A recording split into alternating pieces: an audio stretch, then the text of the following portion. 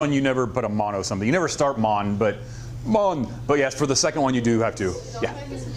Yes. Can you get some dihydrogen monoxide? Yes, you may. Neither of them are negative. Okay, guys, this is also important. Neither of these are negative because they're both nonmetals. They are bonded covalently.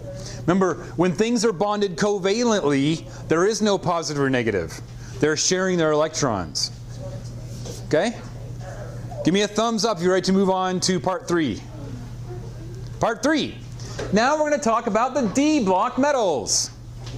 D block metals can have any charge from +1 to +7. I already hate them. That's fair. So I did silver sulfide last week. I wrote it up here for you. Silver 1 sulfide, or silver I sulfide. The I represents the charge on the silver. We know that sulfur has a -2 charge because it's in group 16. And that what we don't know is what silver's charge is. So we have to tell the reader that this silver is +1. There are 2 of them. This is arithmetic you can do.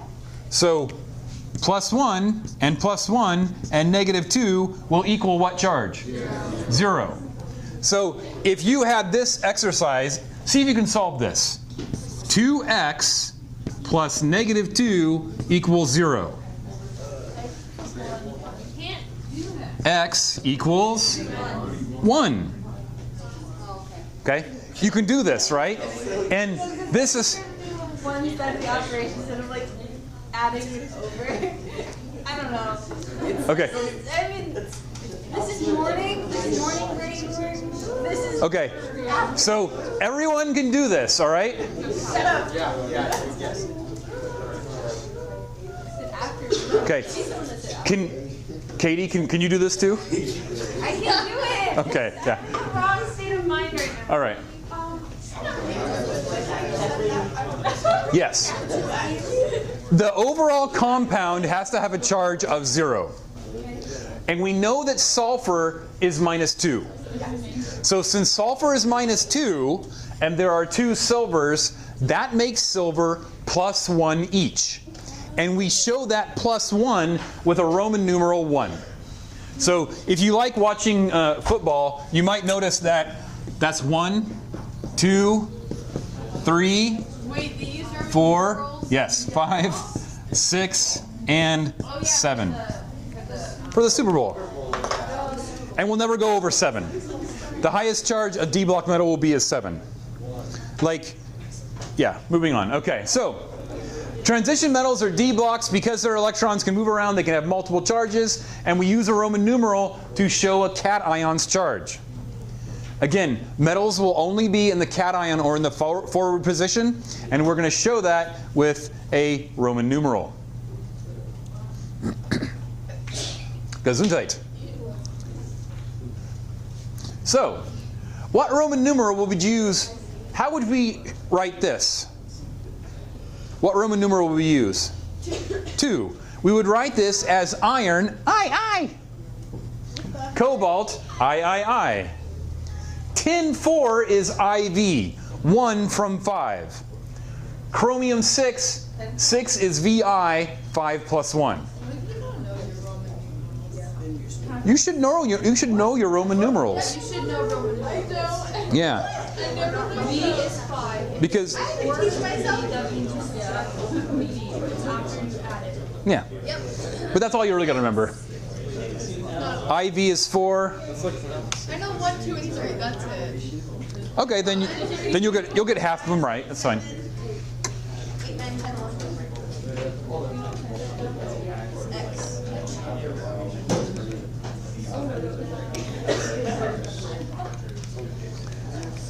Okay, guys, we have 10 minutes left. This is the pitfall that a lot of people will fall into. They'll see the Roman numeral and think the Roman numeral represents how many D block atoms we have. It is not the number. It is the charge of each. I don't need a call out, okay? Okay. you stop interrupting this nice man trying to teach us stuff? You're gonna make me cry. Yeah. Okay, so we don't have a 2 here because there are 2 silvers. And we don't have a 2 here because the silvers add to +2. We have a 1 here because each silver is +1. Okay. It shows the charge of each silver. Even Gage will tell you this. It shows you the charge of each cation.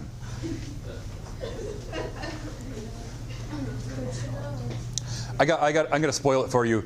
She's gonna stay with the vampire at the end. Yeah.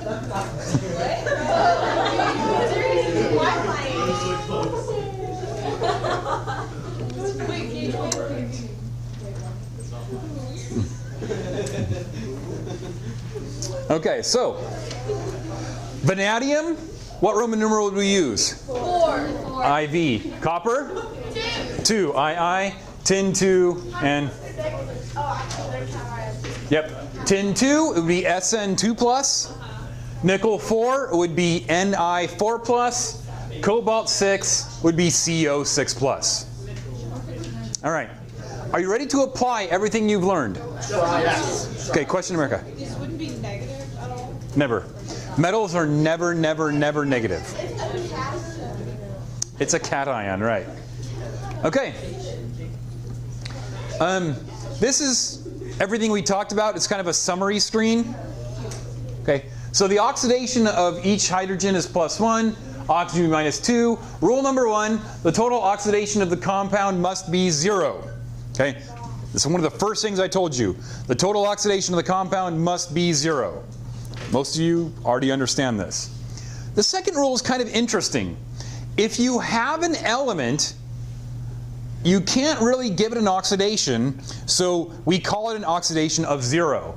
For instance, H2 or N2 or O2, since they're the same element, you can't make 1 + 2 and 1 - 2, or 1 - 1 and 1 + 1.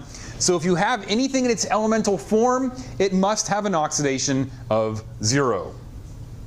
Like H2, or O2, or N2, or I2, or iron metal, Fe, or copper metal, Cu, or sodium metal, Na. It would have an oxidation of 0. There's a special type of reactions called oxidation reduction that we may or may not get to at the end of the year. Pretty fun, oxidation reduction reactions. Okay, so if you wouldn't mind, lithium is +1, magnesium is 2+. Please write the oxidations of each of these species. Species? Chemicals. Elements in the chemicals.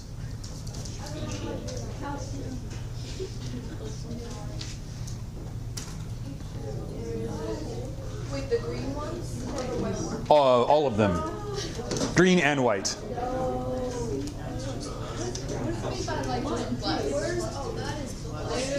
+1, yeah.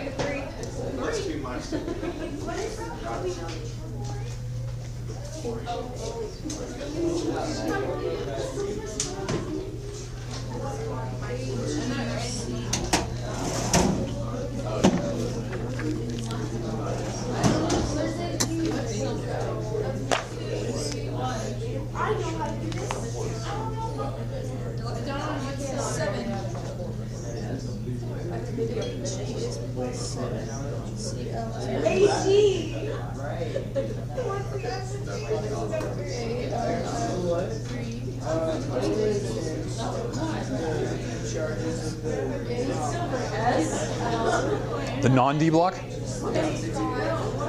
You use the other thing it's bound to figure out what it is. Like this. Chlorine is -1. That makes silver +1. Okay, calcium. What's the charge of calcium? +2. Sulfur is? +2 -2. Really good question in the front. Okay. Jack asked, how do you know what the Roman numeral or what the charge of a D block is? You never know the charge of the D block until you figure out what it's bound to. Since calcium is -1, that makes silver here +1. Okay. Fluorine, -1 each. Aluminum, plus 3. And oxygen by itself? 0. What is aluminum fluorine? Aluminum is plus 3, and fluorine is minus 1 each. Sophia? I don't understand how the oxygen cancels out. Anything in its elemental form has to be 0. It's the only. It's just a rule. Okay. Because it's the only way it works. Okay, practice. Here we go. Any other questions before we practice? No. Here's some practice. What I'd like you to do for the remainder of 4 minutes we have, please name these 5 chemicals on your paper.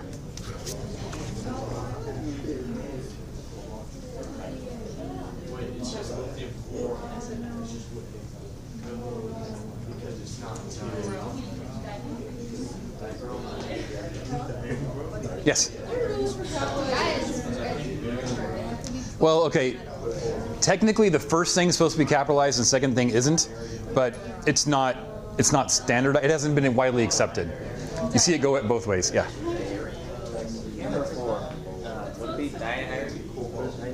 Nope. You should not be using any prefixes. There should be no dyes. All these things are plus 1, minus 1, no dyes.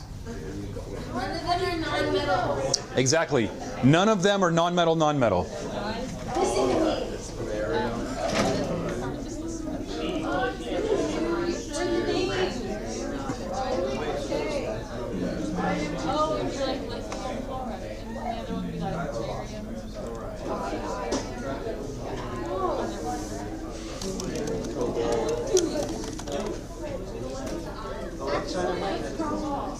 Barium's on the D-block.